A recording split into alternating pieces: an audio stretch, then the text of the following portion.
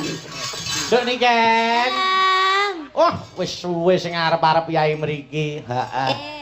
Mau kepengin krungu suarane Niken ki ya ngapa? Nggih. Wong ya jeneng bocah anu biyen ajar Inden wis umur pira to, Nduk? 4 tahun, Mas. 4 tahun. Sekawan tahun lho Mas mun ajar Inden umpama saiki ibarate wong panen ngunduh pranggih pun pas. Lah iya no, tandurane becik undu-unduan ya mesti elok. Nggih. Oh kaya Niken iku. Pun selamat wis renek pagebluk iki mesti aman iki wis. Ya, saiki diaturke Cara pari no wis jelas subur wong gak enek wereng. Oh, nggih no. Wis, iki wis pilah. Ya awake dhewe wis pilah. Nggih.